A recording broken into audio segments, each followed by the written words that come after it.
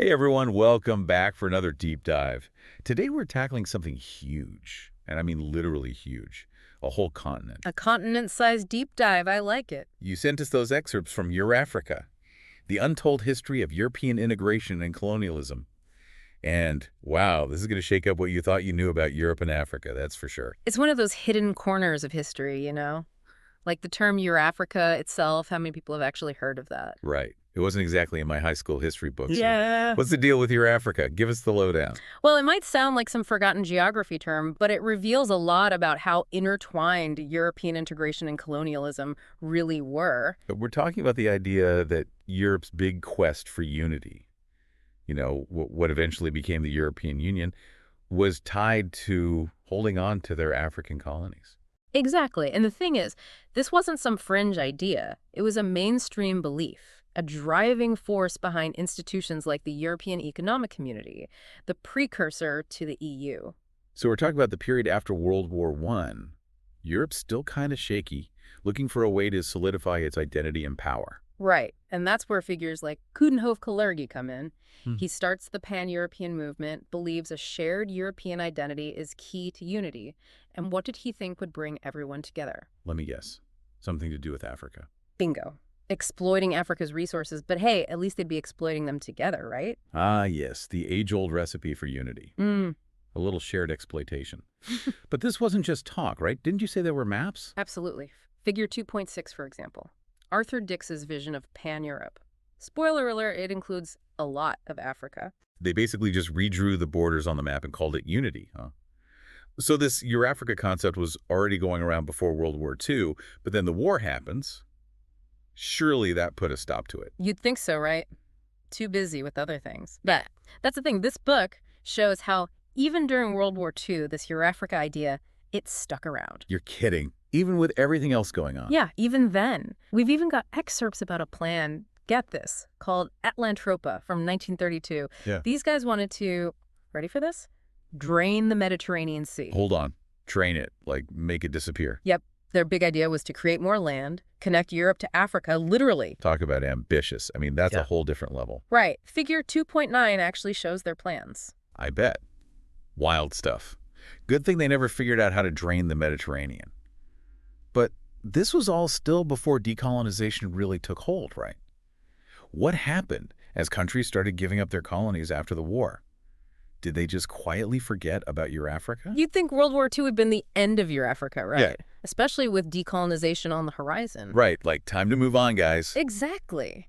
But instead of letting go, European powers like Britain and France, they actually doubled down on their African colonies. Really? Doubling down. Why? They were convinced Africa was vital to their post-war recovery. So even with the world changing around them. They couldn't let go. It's like this quote from a British official in the book. He compares Africa to India, says it would be their, quote, surrogate for India. Hold on, surrogate for India. That's a direct quote. Straight from the horse's mouth. Wow. It's like they knew they needed to control someone, and Africa was the next best thing. Yeah, it really reveals their mindset, afraid of losing power as Asian colonies were getting independent, so they turned their attention to Africa. Like a backup plan for exploitation. Just makes you think about how much of colonialism was really about power and resources, no matter what they called it. Totally. And this is where the EEC comes in, the European Economic Community. Which, reminder for everyone, eventually becomes the European Union. Right. So the EEC is supposed to be about European unity, cooperation, all that good stuff. But this book argues, pretty convincingly, that it was also about holding on to Africa. So the EEC had this shadow of Eurafrica over it from the very beginning. 100%. And they weren't even hiding it, really.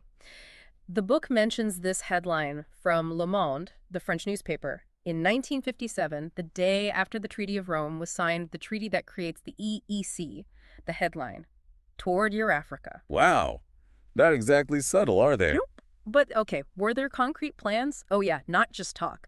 Figure 4.5, a map from this time, shows something called industrial and strategic zones and the major axes of Eurafrica. We're talking transportation, resource extraction, the works. They were really planning this out, huh? Big time. Yeah. And keep in mind, this is all happening at the same time as the Suez Crisis, the beginning of the Algerian War for Independence. Major turning points. Huge.